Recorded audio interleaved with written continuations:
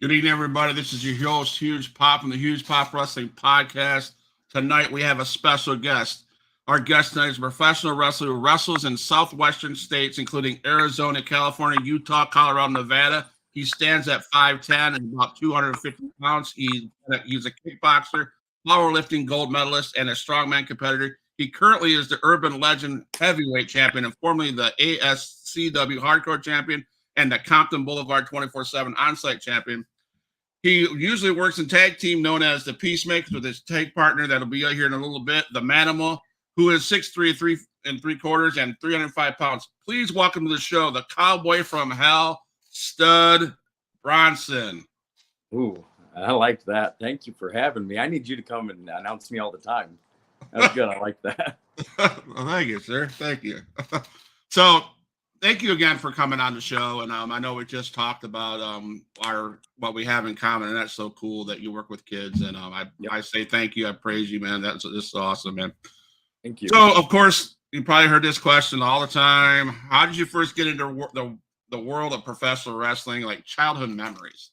Okay. So I have a couple connecting dots here. So I like telling these stories. The first match I ever saw, I was a little kid. Come back home from church at grandma's. We went to grandma's house after church, and I would watch like Muppet Babies, and it was canceled or maybe the time changed. I don't know.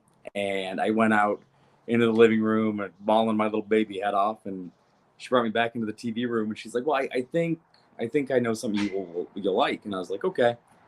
And she turns on pro wrestling, and the match was Shawn Michaels, like just right after the Marty Jannetty split, and Dusty Rhodes when Dusty was with Sapphire. Yeah. And Shawn hits the super kick. Dusty goes over the top rope. He falls into this like playpen full of balloons, and they all go up. And he gets up, and him and Sapphire start arguing, and Shawn hits the Shawn pose, and I was hooked. I don't know what it was perfect. We moved to Kentucky from Arizona, and it was hard to find wrestling on TV in Kentucky. At least the cable we had, which, you know, it's a weird concept nowadays. A lot of people don't remember what that's like. But we eventually came back to Arizona, and I found wrestling again on TV, mostly through a friend of mine named Alan, who had he brought action figures over to play the bone crunching Jack Pacific, and he had British Bulldog, Ahmed Johnson, and I think Gold Dust. And a couple days later, he came over and he had Stone Cold Steve Austin. And I didn't know who this was yet, and Steve was just making that arc into being Stone Cold. Like, we were maybe a year and a half out from him doing the run with Shawn Michaels and taking the heavyweight title at WrestleMania. So I'm hooked. Something about the Steve Austin toy hits me. I find it on TV. I'm a huge Steve Austin fan. My aunt comes for a visit, tells us she's got a new boyfriend. He's going to get us tickets to wrestling. I'm like, yeah, okay, whatever. And he did. And I ended up meeting Steve Austin the Monday Night Raw before he beat Shawn for the heavyweight title. And he was so nice. He was just absolute gentleman. And funny story, I remember it to this day. He smelled like Dove hand soap. And I don't know what I was expecting as a little kid, maybe tobacco and beer, but he didn't smell like that. And I was like, huh. But you know, this progresses. I get into my 20s, and Shawn has his match with Undertaker at WrestleMania, and he's going to retire. And you know, we had the writings on the wall. We knew what was going to happen. Undertaker's not going to lose. And Shawn loses, and you can go back on the network and you can watch this. Shawn's going up the aisle. He's not touching anybody's hands. He's waving. He's blowing his kisses, and he stops and he grabs one dude's hand at the very end. That dude's me. Really? Yep. And Shawn looks me right in the eyes, and he goes, "Oh my goodness, how could I ever forget you?" And then he walked off, and I was like, well, and then like 10 more years passed, and then I was like, I'm going to go wrestler. Yeah. Wow, And so that is epic. lifelong love affair with wrestling, and it just keeps hitting these spots. So that's awesome. So you were in a crowd, and after the night Shawn Michaels lost to the Undertaker, he comes up and he shakes your hand. yeah, and the moment felt like it took minutes, like 5-10 minutes. You watch it back, it's instantaneous. He reaches out, grabs my hand.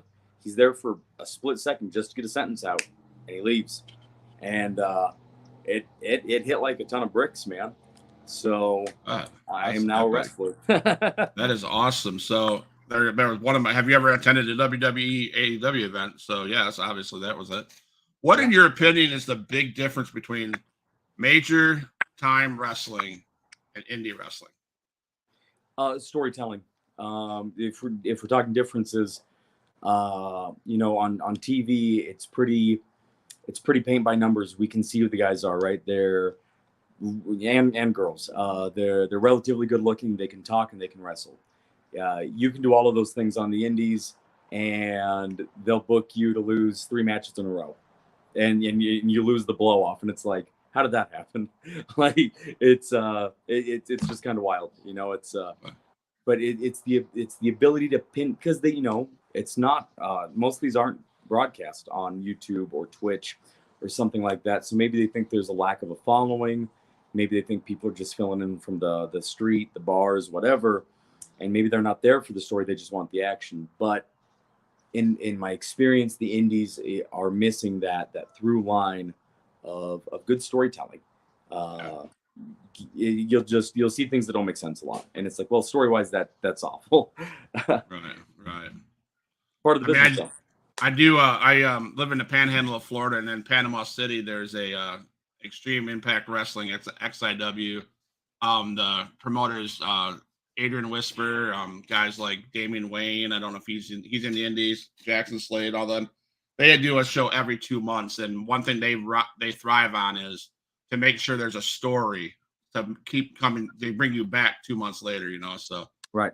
I totally get it. You don't want to go into something and like, okay, here's a match, and then because then you lose interest, because for us fans, I mean, I'll say my favorite, most awesomest time in wrestling was the night I was watching Bash at the Beach, and Hogan comes down. You haven't seen Hogan in quite a while, and Macho Man's getting his ass beat, and blah blah blah, and leading up to that, you have Scott Hall and Nash invading WCW all the time. Third man.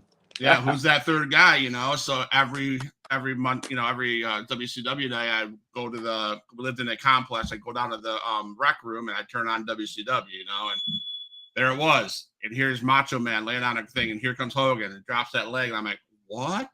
Yeah, and that just spiraled into my love of wrestling again, because it had died off at that point in time. So I say that to ask this: what's your favorite era for you growing up and now?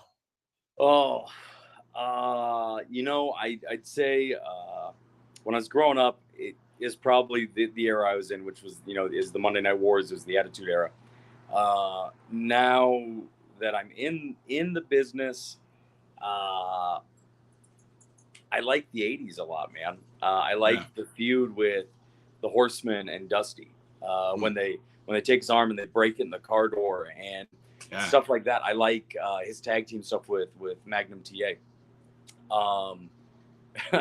Magnum TA. I got a story about that. But it's I don't know.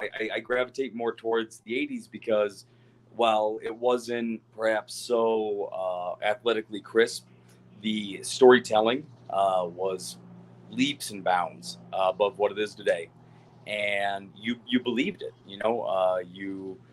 Dusty's out there bleeding like a stuck pig, and you're like, I better send Dusty Rhodes a letter because obviously he went to the hospital. And now Cody Rhodes gets it, and props to Cody, man. Cody tears his pec, and it's bad, and he goes and wrestles, and nobody writes him a letter. I don't know. It's so I think the 80s for sure hold a very special place in my heart. If it's not the 80s, it's obviously the Attitude Era. What happens on TV today is outstanding. They are athletes like never before right now. You got guys like Ricochet and and you have you know, your Becky Lynch's and your Baileys and you know, people like that. It's just they're on this other level of athleticism, and it's Right. pretty wild to see. Yeah. So 80s and WCW and Attitude Era. So I'm going to ask this TikTok question. Okay. It's more of a joke than anything. So, who is the biggest WCW heavyweight champion ever? The biggest WCW. So I'm gonna say the Giant, Paul White, right? David Arquette. I hate it. God, no. Oh. Anyway, we'll move on from there. That hurt. That hurt right here. I don't believe it either, so don't worry about it. It's just a you know, an icebreaker question. So hey, I like it. can you describe your training regimen and physical demands of being a pro wrestler? Like, where did you train? Who was your trainer? Sure. So I trained at the CLW Cactus League Wrestling. It's now a defunct league, which you know that happens in this business. Mac Havoc was my trainer, and Mac was very, as wrestling is, he's very cardio heavy, and he would tell me things like, you look like a wrestler and you move like a wrestler, but I got to make sure you can breathe like a wrestler. So he'd have me hit the ropes 100 times, and those ropes are brutal, man. They are. Everybody thinks it's you know, you hit the ropes and it's fine. They're metal cables with you know, with hose around them. It's Yeah. and I'm 250 pounds, so I go and I smoke that rope, and it's like, oh my god. It was real cardio heavy. Now, you know, you have to keep up in your ring shape, so you got to go in and where we are right now, way south in Arizona, there's not a wrestling school. There's one an hour and a half away from us. There's one 2.5 hours away from us. But in our town, which is a small town, Jason Aldean, it is there's nothing to train here. So a lot of us would get together, mostly the Peacemakers, and there's 5 of us technically. One of them lives in California though, and he's got his own way to do it. But the 4 of us will get together to live here.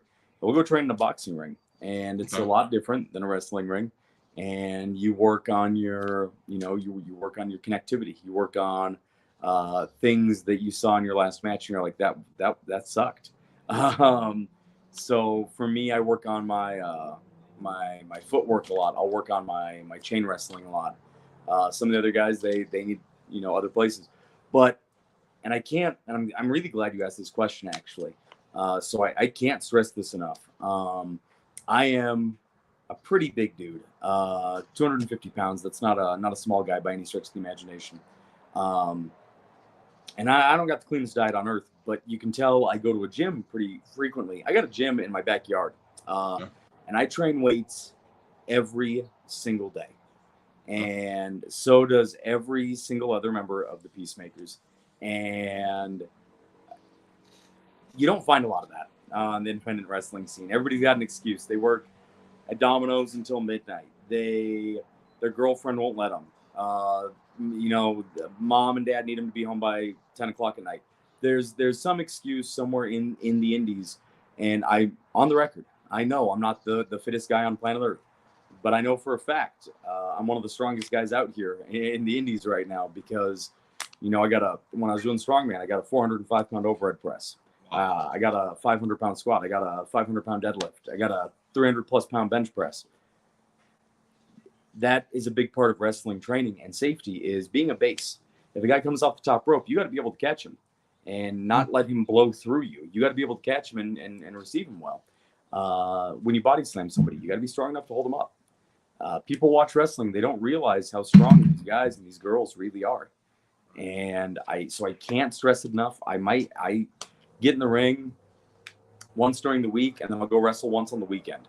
And every other day, I'm pumping iron, man. Right now, we switched up. We're more in a bodybuilding phase. We usually train power for the most part.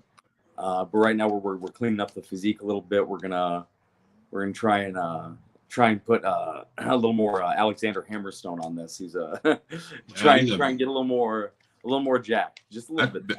He's a big dude. He is. He's freaky big. I mean, like, what the hell?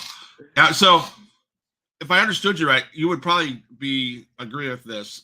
Those that don't put the effort into it because they work the dominoes, or the mama said they can't, or the wife says they can't, or the girlfriend says they can't, they're the ones on the bottom looking up at you guys, because you guys are you're putting forth the work, or no? Realistically, man, and it's no secret, wrestling has politics, and a lot of these dudes that haven't seen the inside of a gym, in 5 years, they're holding a title belt somewhere, and it's like, how did you do that? Right. But it is what it is. Some guys, maybe they have an injury that prevents them from training. They just keep it quiet. But I'll tell you, there's a lack of biceps on the independent wrestling scene. So we need to bring back biceps to wrestling. Okay, make biceps great again. Gotcha. So I loved your promo. Actually, I told my wife, I said, "Oh shit, this is the first guy that's called me out saying, hey, you want a piece of me,' or something." I can't remember how the word for word. I'm like, oh damn, So it was an excellent promo. So I say that because I asked this question. So other than the physical aspects of training, is this where you learned promos, how to do promos in training, or? So when I went through school for wrestling, there was promo class, and I went through probably 3 of them. And I'll say that a lot of people miss out. They watch wrestling. They'll go take a pee when The Rock's talking. They'll go make a sandwich when Bailey is on the mic. They'll be on their phone texting when MJF is cutting a promo, and that's a key element they're missing. And they forgot talking is a big part of the business. Everybody will tell you, "Oh, you got to know how to talk, brother." But then you get them on a microphone and they're like, well, yeah. And before this though, I had some acting experience. Okay. So, I mean, it's just the ability to be in front of a camera and talk like you mean it. That's what a promo is. Gotcha. I mean, one of the best, in my opinion, today, had to pay attention to the 2 people that he mimics. It's LA Knight. That guy is phenomenal on the mic. He is. And so is Stone Cold, and so is The Rock. Yep. And those 2 boys, you got to believe he watched those 2 guys. Oh, absolutely. So he's one of my favorite promo guys. So it's the best experience while in training school when you finally step through the ropes into a match. So let me reword that. Is the best experience and best training in the ring at training school, or is it firsthand while you're doing it? The best training is so it's good to go to the school so you can learn you can put the tools in the tool belt, right? Pardon my French, you don't know shit till you step in a wrestling ring and actually have a match. Right. Everybody, they'll go, and then wrestlers tell you all the time, you got to train, and you do. You have to train. But if you're in your 5th or 6th school and you basically wrestle in the same state constantly for the same promotion, you might want to take a look at your life and go, I'm doing something wrong. The best you're going to get is having matches. Learn what you need to learn from your school. Go pay X amount of dollars a month or a year, however long your school takes. Most of them take about 4 months. Pay the money, get the tools for the belt, and then go get booked, man. There's some promotion somewhere. Show up with your bag. About a show up with your bag, and I bet you dollars of donuts somebody can't make the gig. Their gig at the AutoZone, they couldn't get out of it that day. So there's an open spot, and you can open the show. You got to get in the wrestling ring to understand what wrestling is. And the adrenaline dump, the second you step between those ropes, the first 5 times, all of a sudden you've been training your butt off, and you're sucking air like 2 minutes into the match. They don't prepare you for that. Training doesn't prepare you for that. It's the live motion that gets you. Oh, gotcha. Wow. So, what's the most challenging aspect of being a professional wrestler, both physically and mentally? Man, that is. I think mentally, it's being away from, like, in my case. So I'm a single dad, and I have a shared custody, and I'll miss, a day or two with her going to a show in California or Utah, and I'll set it up to, I'll let my ex know, and it's all gravy, it's all fine, but you're driving back from California at 1 in the morning, and that you're not gonna get to see your little kid until the next day, and that's an extra day you're gone where you don't get them. And that kills you, man. That sits pretty heavy on me. The travel of wrestling is perhaps mentally the hardest part. Physically, I actually just posted about this today. I think there was a post that said, wrestling isn't fake, and I think that's the big component that all wrestlers we push for. We're all proponents for that, and people might think they know what it's like, especially for the indie guys. But I'm working on two hurt knees and a bad shoulder right now. One of the other peacemakers, he's got a bad back right now. One of the other peacemakers doesn't feel good. He's beat up generally. Another one, he's separated the shoulder in a match over in California. And it's living your everyday life, going to your 9 to 5, and doing your thing, and trying to be a normal human being while you got these aches and pains, and everybody thinks what you do is fake on the weekend. Physically, that is the hardest part, where you got to go work at a high school or a Walmart, or in my case you'll go to a residential facility, and you got to wear your button-up shirt, and you're covering up these bumps, these bruises, these cuts, this pain. And somebody at some point makes some joke about wrestling being fake, and it's all like, brother, this is a lot more real than you realize. So yeah, it's the wear and tear of the body. Like the post had said, most professional wrestlers won't wrestle a quarter of their life, a third of their life. It's very brief. You get to do this, and one day when you hang those boots up, everything you did still stays with you. Your knees hurt, your shoulder hurts, your neck hurts, your back hurts, and it's people don't realize the physical pain we go through just to entertain people. Absolutely.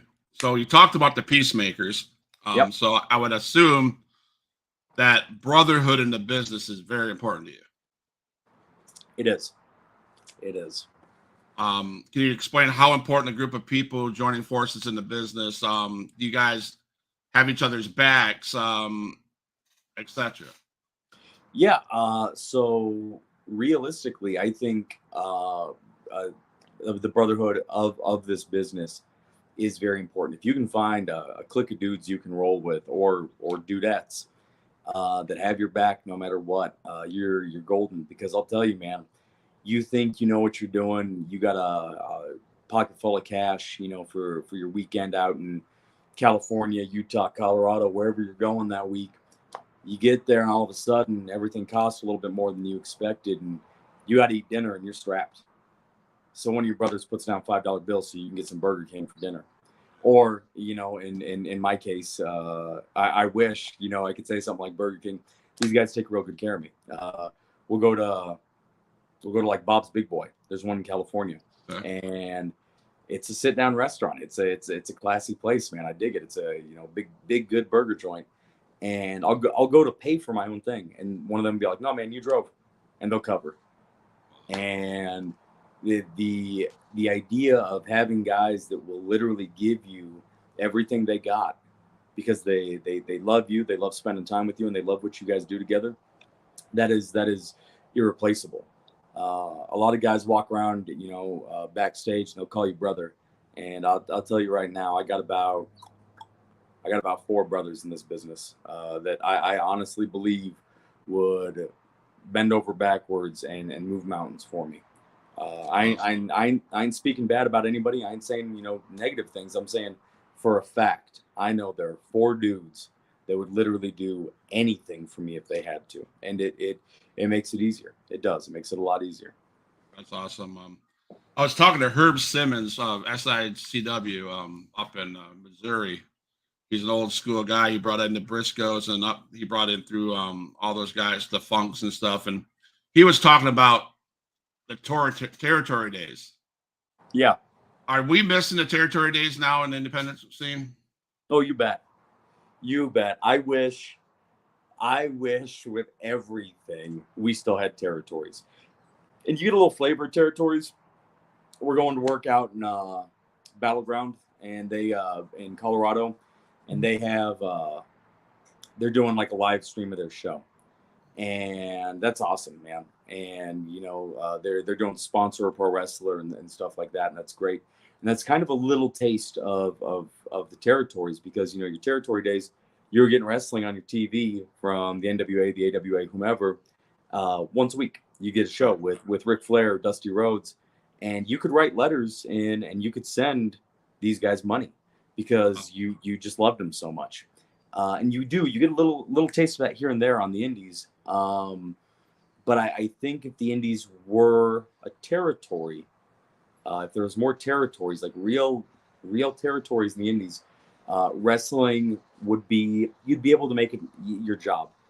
You could make a true living off of wrestling. I know guys like Hammer make a living off wrestling, and they're still in the indies. Jacob Fatu, guys like that. But I mean everybody. Your Bob Armstrongs. Like the guy that isn't the champ. If territories were a thing and you were running bi-weekly or weekly forms of television, whether it was online or whatever, and you controlled, Arizona, New Mexico, or the southern parts of Arizona, New Mexico, man, you would make so much money. If the 4 corners were a territory, right. That's where I am right now. I'm in Arizona. We're part of the 4 corners. Right. If the 4 corners were a territory, you'd have some of the most badass guys and girls doing some of the most badass matches you've ever seen. I mean, for God's sakes, the death match was born in Texas. So right. I do think we are aching for the territory days. And I do believe in my heart of hearts, we are not far from seeing a territorial revolution soon. Okay. So I think so. We're headed back.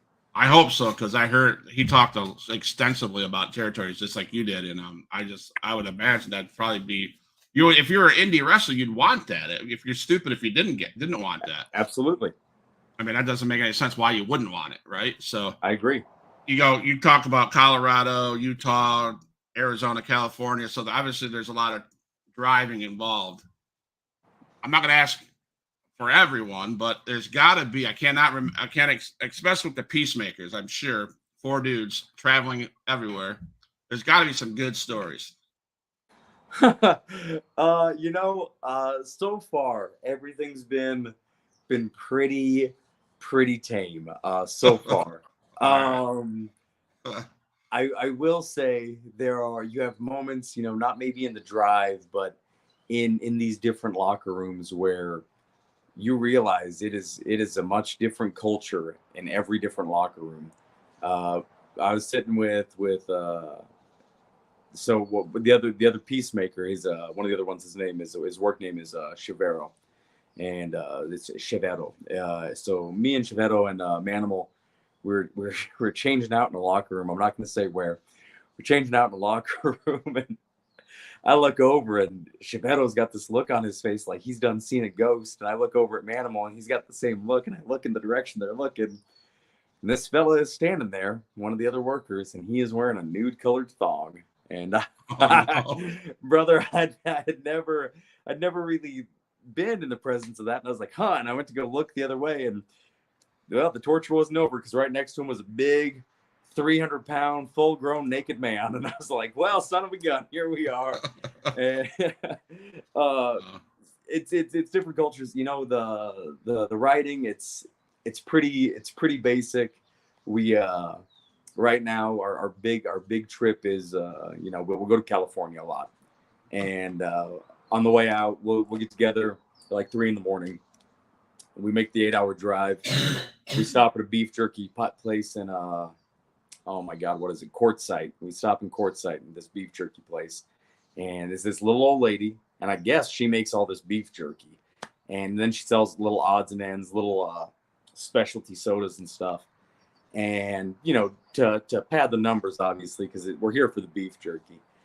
It's little things like that, but I'll tell you, you get 4 guys in a car that are dizzy from being up so early in the morning. Then they go and they wrestle and they get back in that car, and the conversation, I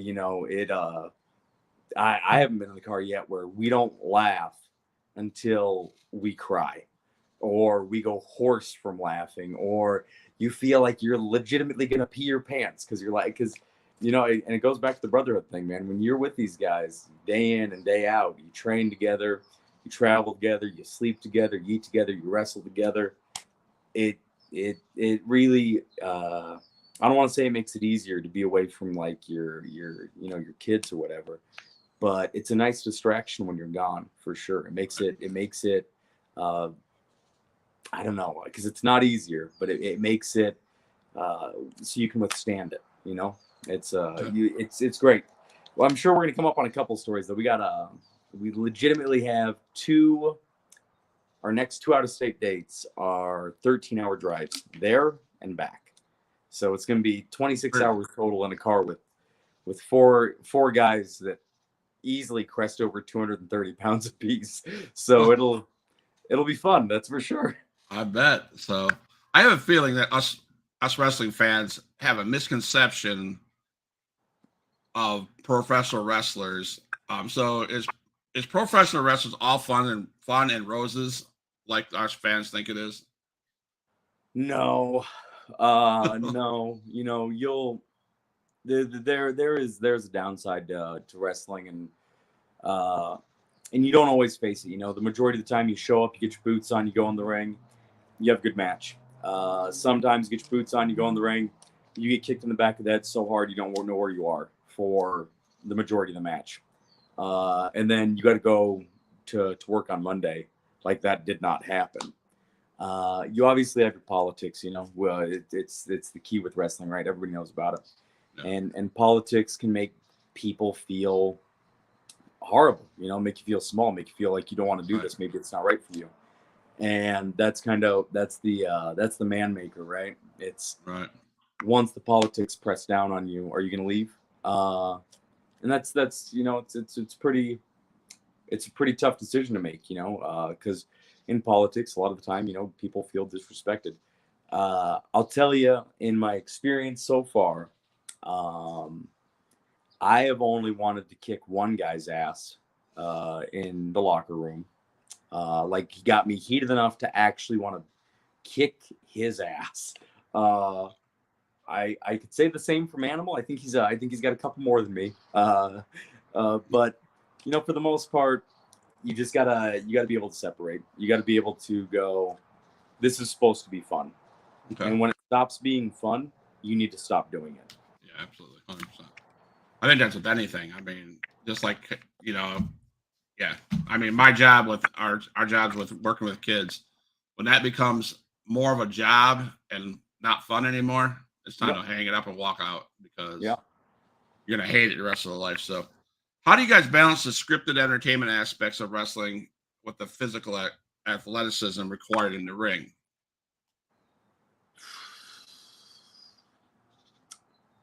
How do we balance the scripted with the physicality? Well, I think the easiest way to answer that is to say, you gotta, okay, so in my case, I am, I got a former kickboxer, weightlifter, all that good stuff. I know it is a script. It's a scripted event. And I also know that I hit hard. So I usually will warn, going in, and I hate kind of pressing kayfabe like that a little bit. But If we haven't worked before, I'm gonna tell you straight up. This isn't gonna. Then I got it. One of my peacemakers is he's Victor Ursus. Bobby is his regular name. I told Bobby the first time I ever met him. I said, "Well, I gotta warn you. I'm a little snug. I'm gonna get you hard." And he's like, "It's all good." He's a former Army guy and big boy. And we start working, and I popped him a couple times, real good. We get into the back, and he goes, "I thought you said you hit hard." And I was like, "Oh, we're gonna be good friends. We're gonna be real good friends." It's the scripted with the physicality. You gotta be able to realize it's a work at the end of the day. All right. You get bombed, you get slammed, you get chopped. You got to realize you guys are gonna walk back, and somebody's gonna be like, "Oh, that was so good." Like it's real rough housing. You just got to be able to draw the line. Gotcha. So, is there any memorable or huge moments that you can think of in your career that you'll stand out as, yes, that is the biggest moment ever? Yeah, for sure. About a month ago, no, I guess we're almost 2 months out. I won my first title, the Urban Legend. It's the Urban Legend Har Chainsaw Champion. I just call it the Urban Legend Championship. I won it. I won it in front of one of my peacemakers, one of my best friends. I won it in front of the other peacemaker's family, which is also the other peacemaker's family because they're brothers. And I consider them brothers at this point too, honestly. I got to win it in front of them. One of the other peacemakers was in the match with me as an opponent, and it was one of the bigger shows that I got to wrestle in front of. It was pretty packed, more packed than normal, and some of the boys from my job came, and it was cool to win the belt in front of them. My dad and daughter came though, and I'll tell you, it was real cool to do that in front of them. And I actually haven't got a chance to talk about this, so this is the first time I can talk about this, and I get it's kind of deeper. It was really cool being able to do that in front of my kid. So she knows, that anything she wants to do, she can do, because her dad went and he did it. And it was so important to me, man. And I held that belt up and I told her, I was like, in the middle of the ring, in front of everybody, I got up on the rope, held that belt up, and I told her, this is for you, Then I went through and I told everybody, I was like, this is for all of you. But my dad wanted to show my mom, and we all watched it together he had it on his phone, he put it up on the TV, and I win that belt, and there's confusion on who won, and they go, and new. And when they said new, my daughter started screaming, but so did my dad. And I had never heard him that proud of me before. That's awesome. And it was the best feeling that I could make my dad and my daughter that proud of me at the exact same time, and I could do it with two of my best friends in the room and their family, and I got to do it in front of those boys who need a good example in their life. Right. And it was just a really big moment for me. That's awesome. But hearing my old man like legit just lose his shit for me, man. It was that was it. That was the biggest moment. And I've won and lost 2 titles since then. But that first one, it meant the most. I'm sorry, I'm outside. It's getting a little windy, so if I'm hard to hear, I apologize. That's all right, man. So, what is the most important things that you want the fans to see from you, specifically when you're working a match? So if we're talking character-wise here, I was a cowboy, like a real cowboy. I did that. I did that for a handful of years, and I really loved it. And I want them to be able to look at Stud the way they looked at Terry and the way they looked at Dusty, and they go, "That is a real cowboy, and he is tough as nails, and he's gonna fall down. He's gonna get scraped. He's gonna get bumped, and he's gonna put some dirt on it. He's gonna get up, and he's gonna show that guy across the ring what for." That's when people watch a Stud Bronson match, I want them to look and go, "Man, that Stud, he is a stud." That's what I'm looking for. That's right. So, is there any pre-match rituals? What you eat? Any hype music you listen to? Oh man, you're literally getting all my secrets out right now. So I'll pick up Manimal. Like if we're working semi-local, like in Tucson, which is about an hour and a half away. I'll pick up Manimal and I'll tell him. The second he gets in the car, I go, "Hey, did you eat?" And he goes, "No," and he'll give me a reason why I can't eat, and I'll be like, "Okay, we're gonna go to Burger King," and I will make him eat Burger King with me because it's an hour and a half drive. So by the time you get there, you're gonna be hungry again anyway. Right. And so I'll make him eat Burger King with me, and then we don't eat for the rest of the day. And if it's a really big match, I'll actually go here. For all my matches, I pray before every single match. I pray for my safety. I pray for my opponent's safety. Mm-hmm. I pray that they enjoy what we do, and that we just go and we have fun. Every single match, I stop right before I go out and I pray. And not a lot of people know that. Now here's the big secret. That one was a little bit of a secret. This is the big secret. I was a kid and I read Mankind: A Tale of Blood and Sweat Socks. Okay. And Mick talked about going and training, and doing the wrestling thing. And he was getting ready to have a big match, and he was looking for a tape. He just wanted to distract himself. And he put on the first tape he found, which was Tori Amos. Okay. And he put on a song called Winter, which isn't by any stretch of the imagination a violent song. And I started to listen to Winter before my bigger matches. Before I won the Urban Legend, I listened to Winter.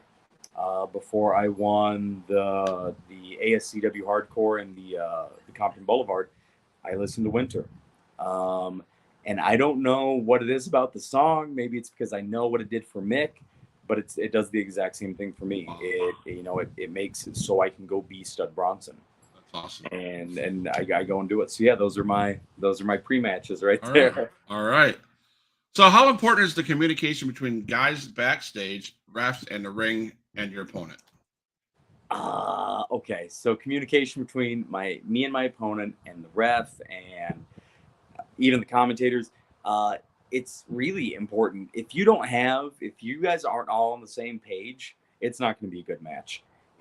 I've wrestled a lot at this point, and if your ref isn't there with you, if they don't know what's going to happen, they're useless. And you making your referee useless makes you useless. You're bumbling around the ring. You're making your ref look bad. You gotta talk to your ref about what's happening. You got to talk to your opponent about what's happening. You have to clear your spots with your opponent. You have to clear everything. I'll even go to a commentator and I'll tell him, "Hey, can you say this about me? Can you say this about this move? Can you?" The first time I hit my finish, Jeff Mann was my commentator, and he said, "Here it is.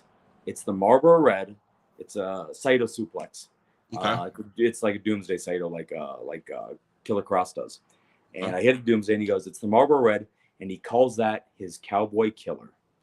And there's so much in that sentence, because a Marlboro Red is a cigarette that was known as a Cowboy Killer. Okay, yeah. Stud Bronson is a cowboy. Stud Bronson's move is a cowboy killer. So how many cowboys has Stud Bronson killed? Like, it just makes your character look so much more in depth. Like, there's so much more to you. I remember Jeff Mann had a great call, and it was a suggestion, but the way he did it, the way his voice went, me and my tag partner, Manimal, we stepped up. We versed each other in a match. We stepped up face to face, and Jeff said, "It's like the missing link and a Kodiak bear." And he made with that, it was basically him saying it's the irresistible force meets the immovable object. Right. And by saying that, he made Stud Bronson a Kodiak bear. He made the Manimal the Bigfoot. Absolutely. And so if you guys aren't all on the same page, I'm not saying you're gonna have like the worst match on earth, but your match is gonna be 10 times better if your ref knows what's going on, if both of you know what's going on, and your commentator knows what's going on. 100%. I agree with that. Yeah. Yeah. Who's the best on the mic today? Because like I said it earlier, you killed the promo. So I gotta say that. But who would you say is the best on the mic? Oh my god. So I would be remiss if I didn't say, Cody Rhodes, LA Knight, MJF. I think those are all really obvious answers, and I think everybody will agree. You'll have a person in the comment section one of them is going to say that. For me, it's Edge. You put a microphone in Edge's hand, and he is going to tell you everything you need to know. He's going to make you feel everything you need to feel. Edge is the last of a dying breed. We don't realize how lucky we are that we get to hear him and watch him still. Yeah. It's, and there's the rumbling that he's going to retire tonight on SmackDown. Yeah.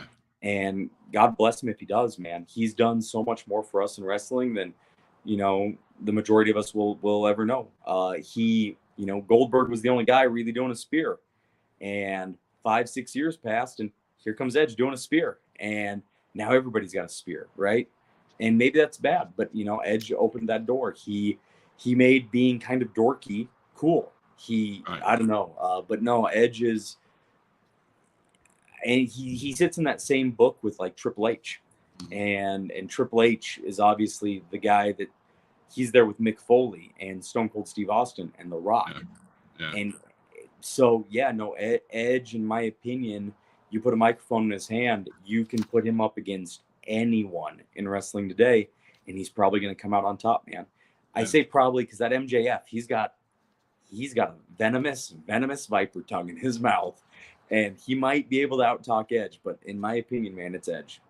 Awesome. Okay, so do you think he's going to retire?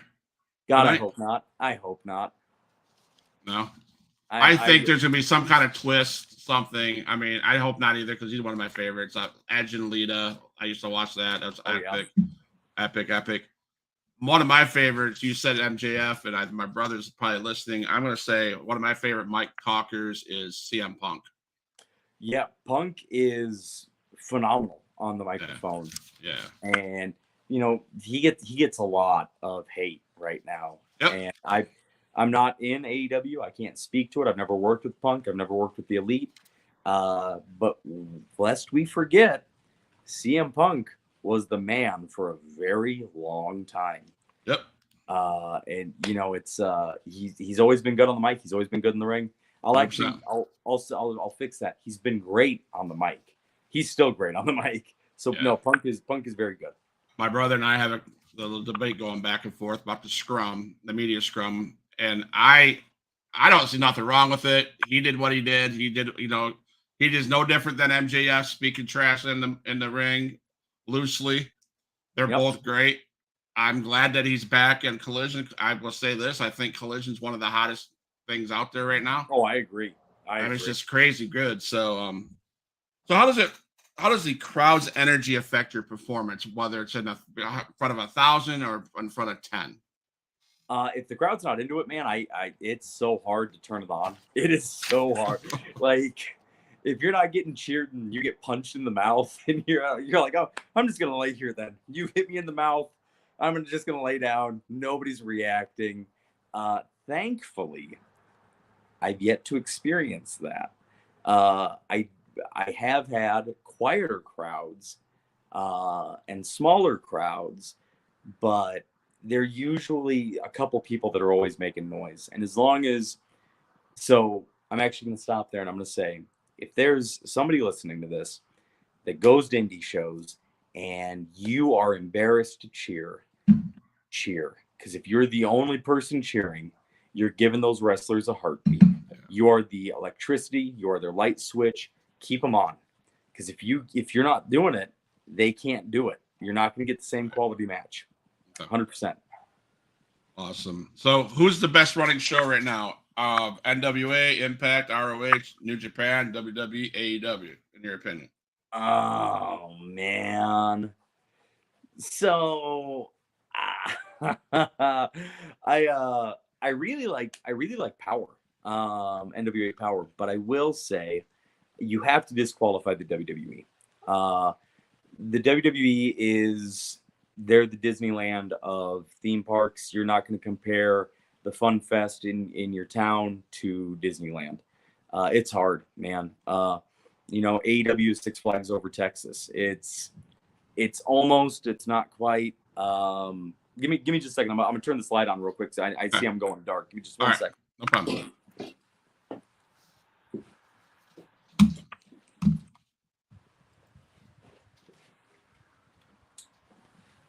Sorry about that. That's all right, man. That's okay. We're good. So I really like Collision, actually. Collision is my maybe it's because I get to watch it with my daughter, and like me, and like if I'm in town, we'll sit down, we'll watch it with my tag partner and his family, and our other tag partner, the Chevetto. We'll all watch it together, and it feels like good Saturday night fun. I really like Collision. WWE is too big to compare it to. Obviously, the E's going to win all the time, so I'm gonna say Collision followed by Power. So AEW and then NWA. Yeah. Okay. Now, do you have any connections with the guys from NWA? Like, I know I have. I'm friends with Koa from NWA. Those guys. We talk a lot. So, do you have any connections that you talk to bounce stuff off of? So no, I don't. I would love that. So if you want to, be the through line there, please. All right. Please. The person I bounce stuff off of, so I trained with Mac Havoc, and that he was really good to me. He really put me, I think, on the right path. But there's a wrestler out this way who wrestled for the NWA at one point. He's the Heritage Tag Team Champions. Is Navajo Warrior, and Nav he's my mentor. He's the guy I go to with my stuff. I'll tell him I'm working on a new move pretty recently, and I sent it to him, and I was like, "What do you think?" And he's like, "Well, instead of doing it like this, do it like this." I'll complain to him when things aren't going right. When I don't like the way something's going, I'll shoot him a message, and I'll see if I'm wrong. And sometimes I am, sometimes I'm not. But so Nav is he's my guy but he's worked with the NWA, he's worked with the WWE. So I guess maybe I do technically, but I don't know. I don't look at it like that. I look at him like my teacher. I don't look at him as like a company guy. I'm like, you're the best wrestler I know personally. So let me ask you these things. 100%. And yeah, he's awesome. He's great. I think I've seen stuff on you that if you had to choose to have your eyes focused on a major promotion to be NWA, am I right on that? You are 100% correct. Okay. I would. The NWA is my goal. I would love to bring the Peacemakers into the NWA and run roughshod on the tag team division. Okay. I know Trevor Murdoch he won the Crockett Cup last year. Him and I don't know if he's the former Mike Knox. And I'm saying it right now. I think the Cowboy from Hell and the Manimal would eat them alive. There you go. Younger, stronger, faster. It's I think we'd definitely be able to punch their ticket. But yeah, the NWA is my ultimate goal. It is. All right. Awesome. So, my topic is, what's your opinion on crossover between pro wrestling and other forms of entertainment, such as movies, TV shows, and video games? So, celebrities in wrestling like Logan Paul, Mr. T's, etc., are they needed? Um. So yes, I'm gonna say yes. We wouldn't have wrestling today if it wasn't for Mr. T and Cyndi Lauper. The Rock and Roll connection. I'm talking wrestling on the scale it's at now. That Rock and Wrestling connection was that was off the chain, man. You know, you brought in the biggest TV star, who was in the biggest movie at that time, and you brought him with the biggest female musician, and then you bring in the greatest boxer of all time, you know, for your first WrestleMania. There was so much that outside celebrities did for pro wrestling. I will say this though, I don't think we've had a really good celebrity in wrestling since, I think it goes Mr. T, it goes Stephen Amell, and then Logan Paul, because I don't think anybody but those three really took it seriously. They went and they competed well. So, you know, and Logan is, you know, people, he'll have his detractors, but the stuff he's able to do with Ricochet, nobody else can do that with Ricochet right now. He's money. Yeah, he is. And he connects it to his drink, you know, his Prime Energy drink. And so the kids go to the store and they're like, oh, I'm going to buy this Prime, like Logan Paul told me to. Who's in the WWE? Oh, yeah, SmackDown's on tonight. I should watch that. Right. And there you go. You're reaching more households with bigger celebrity. And there's nothing wrong with that. Right. Best storyline of all time. Oh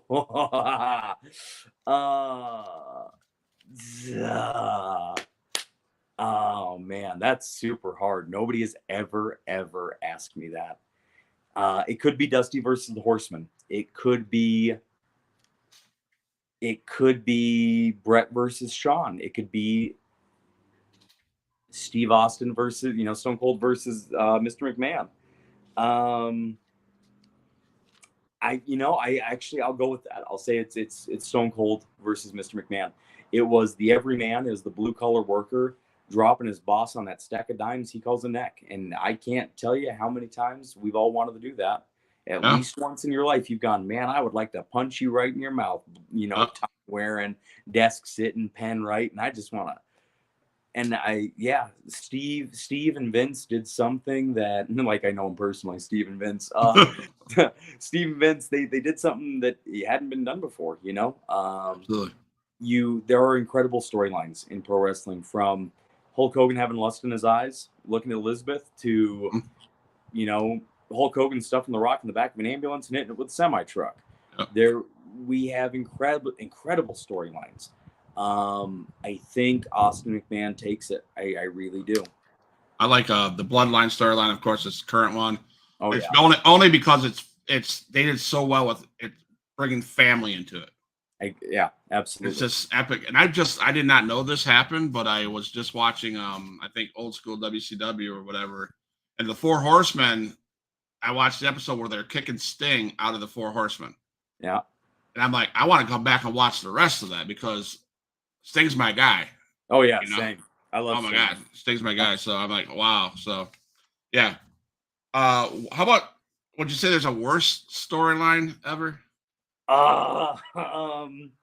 When Kai and Tai choppy Val Venus's pee. I think that's one. There you go. I think the Katie Vick storyline with Kane and Triple H was awful. Like, I don't want to say it was awful, right? Like, everybody performed at a really top rate. Like, it was the eventual unmasking of Kane. Like, but we just maybe shouldn't have gone that route. Right. Another one is Al Snow and Big Boss Man, when Boss Man fed Al Snow his dog. Yeah. But that brought back the British Bulldog. So that worked out well. I don't know. Yeah. There's been some stinkers, though, for sure. Top 5 male wrestlers of all time. Oh boy. So Steve Austin's the greatest of all time. Nobody outsold him. still to this day, Steve Austin's in the top 5, I think, for WWE t-shirt sales. Nobody's done more money than Steve Austin, and probably nobody ever will, realistically. He's 20 years past wrestling. His t-shirt sales are still top 5. What he was able to do in the ring before the broken neck, and then completely adapting the style to wrestle with a broken neck, and then going on to wrestle with that broken neck and from 1997 until 2002, and then coming back 20 years later and wrestling Kevin Owens in a really good match. I think Steve is number 1. I think Hogan is number 2. Whether you like him, you hate him, you love him, whatever it is, wrestling today exists because of what Hulk Hogan did with Mr. T and Cyndi Lauper and slamming that 500-pound stinky giant. There's the quote from Hulk himself. I think Hulk is absolutely your number 2. I think your next 3 is where it gets super hard. And you have to consider just their wrestling career, right? Like, so a lot of guys, myself included, will want to say, well, Triple H is number 3. What he's done for wrestling post his wrestling career makes Hunter one of the greatest of all time. Absolutely. Okay. But if you go, well, just wrestling, like just their run as a professional wrestler, who do you consider? I would say probably The Undertaker is number 3. I'd say Shawn is number 4. And I'd say I would comfortably say Stinger is number 5. Sting is 62 years old, 63 years old, jumping off of a ladder from the ring to the outside onto a 25-year-old kid, like through a table. Sting doesn't need to do that. Nobody thinks Sting needs to prove himself, but he does, and he does it to put these young guys over. And so, Stinger's, and people, he's only number 5. I would put him higher if I could. It's just the top 5 is very stuffed. Right. Now Stinger putting the guys over. So, how important is, like, if I'm Stud Bronson and I'm in AEW, how important is it to listen to Sting, the Young Bucks, Kenny Omega, all those guys in the back that have been doing this and have done it? I will say this. If you are a wrestler and you're on the indies and you get to go to a big league and Stinger sits down and he's putting his boots on next to you and he starts talking, lean in, listen to everything he's saying, and absorb it. If the Bucks do it, the Bucks did something. Man, this is gonna pop Manimal and his wife, because me and the Bucks, I have a heated relationship, one-sided with them. They don't even know I exist, but man, but I'll say the Bucks have done something nobody's ever done before. Them and Cody and Kenny going, we're a group of wrestlers and we're going to start a wrestling promotion for wrestlers, is bananas. If the Bucks want to talk to you, listen, give them the time. If you're an indie guy and you're sitting in the indies and a bunch of indie guys are giving you advice, listen to about 50% of them, because only 50% of them, maybe less than that, probably less than that, have your best interest at heart. I'm not saying don't listen when guys talk, but if it's just 2 indie boys and he's got a couple more years, maybe he's got a decade, maybe he's got 20 years, but he's wrestling in the indies, maybe consider the source. Take it with a grain of salt. If Stinger sits down and he wants to talk, do it. But if, Pontiac Pete, who's been wrestling the same cities for 30 years, sits down, he's like, let me tell you something, brother. Go, well, who'd you ever beat? Right. It is. I've got great advice on the indies. I've sat down with guys that, have been in the business longer than me, and they really open it up, man. They tell you what it's like, what to expect, what to listen for, what to feel for.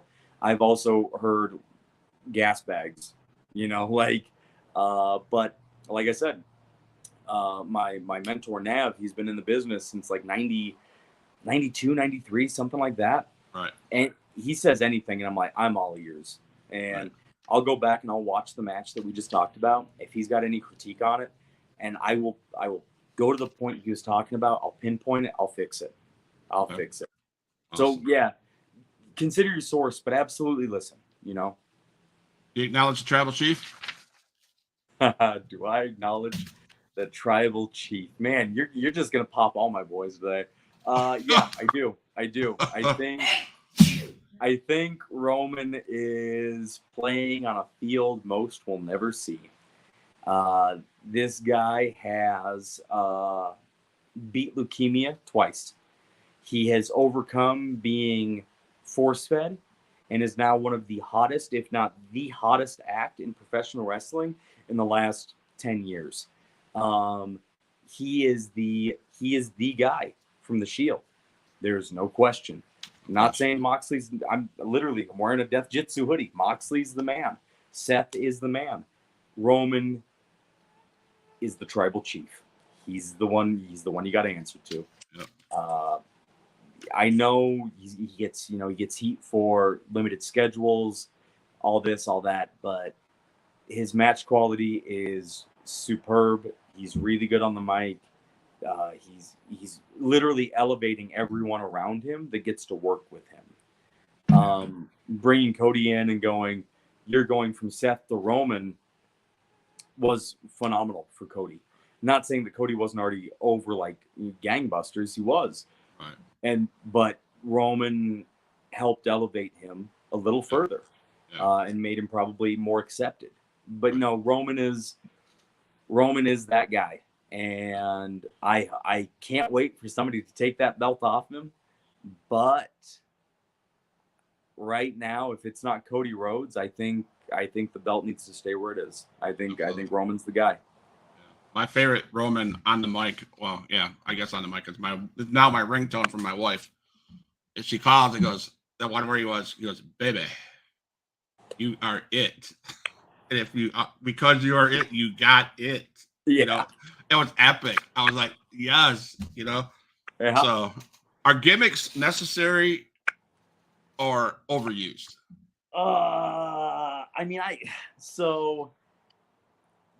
A gimmick is necessary. The tribal chief is a gimmick. This gimmick is better than Roman dressing like a prison guard. You know, and his character obviously drives the gimmick. But the gimmick is important. Some guys don't need a gimmick. Steve Austin didn't need a gimmick. Steve Austin was black trunks, black boots, bald head, goatee. He's going to come out and whoop your ass. Rock was a gimmick. He was better than you. He was rich. He was a movie star. He was part of the nation. He was everything you wanted to be and you weren't. He was Rock was a gimmick. The Dwayne Johnson drove the character. Right. John Cena, weirdly enough, isn't a gimmick. He's another Steve Austin. Hulk Hogan is a gimmick. He's Mr. America. He's that guy. He's that white meat baby face. You know, he is. And some would go, well, the same for John, right? He was coming out doing the Marine thing. Right. But John was always basically the same thing. Hogan changed into more of an American figure over time from, what was he, Sterling Boulder. And then, he's Terry Boulder. And then he's Hulk. And then eventually he's literally carrying an American flag down to the ring, waving it around. And it was part of his bandana. Hulk became Captain America, and then he became the leader of the NWO. Yeah. And that was a gimmick. I think, gimmicks are necessary. But you have to have the character to drive them. Okay. Now, you might be something special like Steve Austin or John Cena where you don't need a gimmick, but you probably need a gimmick. I got a gimmick, Gotcha. How has the landscape of pro wrestling changed since you first started? Oh my God. Wrestling is much bigger. And people keep saying this on the internet. I didn't realize it, but if I follow one person on Instagram that is a fellow wrestler that I've never heard of before, and I think they're small time, and then I look at their mutual friends list, their mutual friends bleed into mine. Like we have tons of mutual friends. And then if I look at them, they bleed into guys like Hammer, who I'm friends with on social. But I'm saying, like, you'll have that, and then Hammer goes to Jacob Fatu. They're friends on social. Then that goes to the Pacific Savages. That goes to the Haku. That goes, and then all of a sudden you realize that wrestling is gigantic and probably the biggest it's ever been, and it's much bigger, and it's perhaps much more, I don't know, open. Okay. Yeah. Okay. What's the most valuable lesson that you've learned from whoever? The most valuable lesson I've learned. Kind of, it goes back to your other question about sitting down and talking with someone. You first walk into that locker room and you sit down, keep your mouth shut and your ears open. Okay. I'm a big bad dude, 250-pound kickboxer cowboy, like legitimate. Like, you ever see the movie Raising Arizona? Yeah. Randall Tex Cobb riding that motorcycle, throwing spin kicks, smoking cigars. That's me in real life. I still walk into that locker room and I'll sit down and I listen. I'm quiet, and you do learn a lot from listening. So to answer the question earlier, kind of connect them, mouth closed, ears open, for sure. You have any guys on anybody out there that you that you're gonna you can call out and challenge? Are there guys I want to call out or challenge? Oh my God. Yeah, actually. You know what? There is a guy, and maybe you would expect a small potato here. I'm not going to give you a small potato. Tyrus, right? That's NWA heavyweight champion. Yeah. He has been the NWA heavyweight champion for over 275 days. Wow. 75 of those days has gone without a title defense. Not a single one. Now, as I know it, 30 days, that means you lose that title. Right. Now, you've done that almost twice over now. We're sitting here with no title defense since the Crockett Cup. Is that right?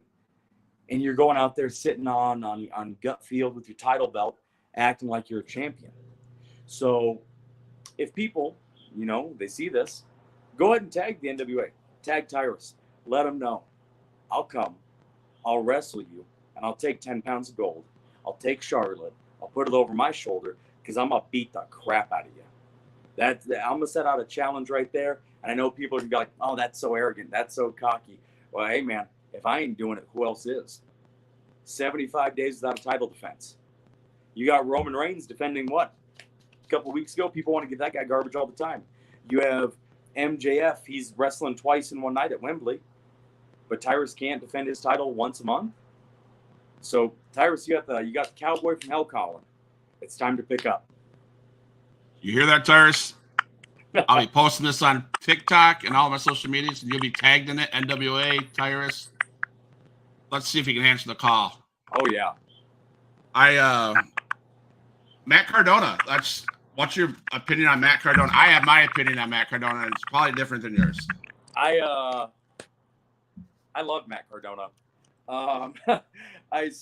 And I know there's some clicking right now. My phone tends to do this if it gets hot, so I apologize if I'm overheating. So it might be a little clicky while I talk. So my bad. I'm sorry. Matt Cardona he's it, man. Like, he went from the biggest show in the game.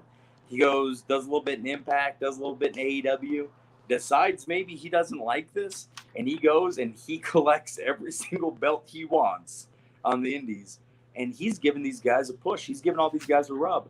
I'm like, wow. He's going out wrestling in style he doesn't need to wrestle. He's done a death match. What? Okay. Zack Ryder did a death match? Like, I really like Matt Cardona. I think he's great. I do, but I asked him to be on the show, and he wanted me to pay $500. Oh my God. And I'm like, nope.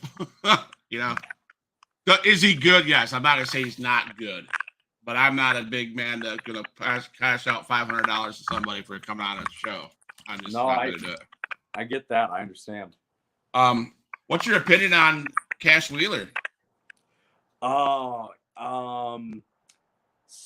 FTR is they're like my favorite tag team. Like outside of I myself agree. and Manimal, they are. I get compared actually to Cash all the time. Okay. I'll be in a locker room. I'll walk back from my match, and they're like, "Holy crap!" It's Dude, like watching Cash Wheeler wearing Terry Funk tights. I like Cash a lot. I think I read up on it, and we know very little. I guess it was a road rage thing, Yeah. and he might have flashed a firearm, and he didn't shoot anything. He just, he showed them. Yeah. We all make mistakes. Absolutely. If it's a serious mistake, obviously he went to court for it. You can't say, well, I don't know if he did it or not. Sounds like he did it. We all make mistakes. Nobody was hurt. I'm sure it was in the heat of the moment. Right. God bless him. God bless him. That's same here. I mean, I hope that you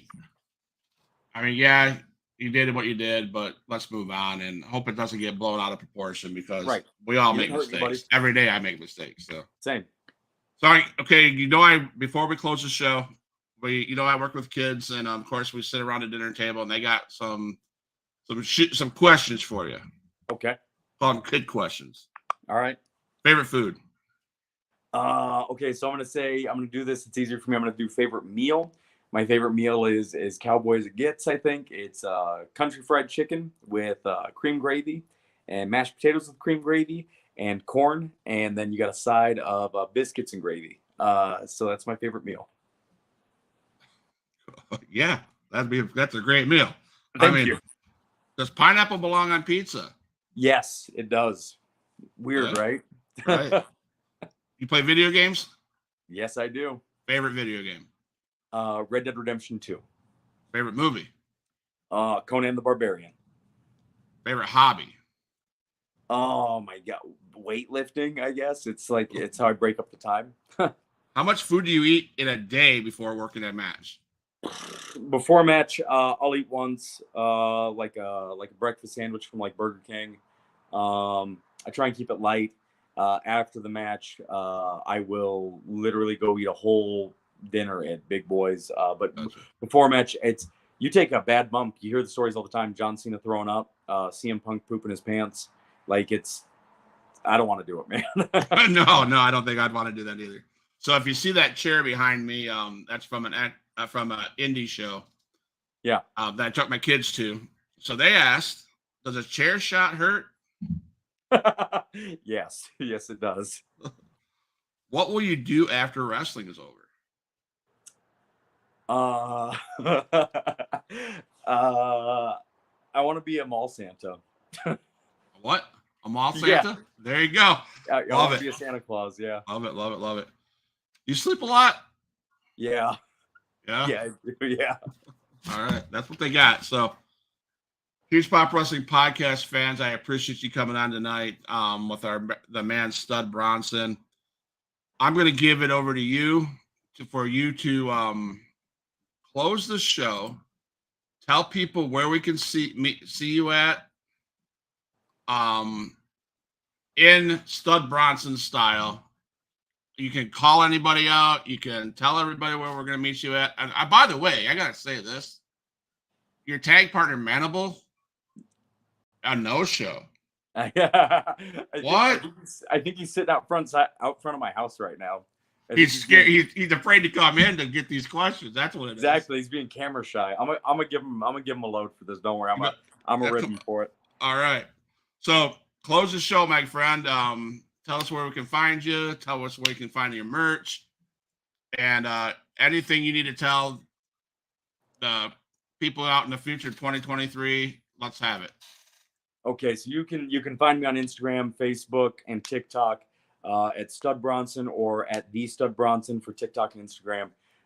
You can get T-shirts of the Stud Bronson brand from tpublic.com. You go on, you type in Stud Bronson, 4 or 5 of them pop up. You can see me next at Throwback Era Wrestling TEW this Sunday in a Barrio Street fight against Barrio Bling. After that, we have STF Pro Wrestling August 26th in Salt Lake City, Utah. The South Pacific Savages will be there. Shane Douglas will be there. Kevin Sullivan will be there. Jacob Fatu will be there. It's a loaded show, and I'm going to call it right now. I got 2 Battle Royals. I got one for the tag belts. I got one for the King of Combat. And I am guaranteeing you right now, I'm walking out with one of those. I'm either going to be the King of Combat, Stud Bronson, or me and Manimal are going to be the STF Pro Tag Team Champions, Stud Bronson, the Manimal, the Peacemakers. After that, September 9th, we are at Battleground Pro Wrestling in Pierce, Colorado, and we got some fine opponents going to happen there, and we are going to win. I'm just, that's how we do it. We're just going to beat them. That's it right now. If we're calling people out, I'm gonna stick with that. I'm gonna call out Tyrus. I want a shot at Charlotte. I want that 10 pounds of gold, man. That's what I want. I want the NWA. I want Tyrus. I want it all. Me and Manimal will take those tag titles. We'll take that heavyweight championship, and we will make the NWA great again. And we can listen to Smashing Pumpkins with Billy Corgan while we do it. There you go. Huge Pop Wrestling Podcast. This is Huge Pop and Stud Bronson. Stay low. Don't go anywhere, Stud Bronson. After I play this music, I'll meet you in the lobby, man. Thank you, guys. Have a blessed night. Good night, everybody.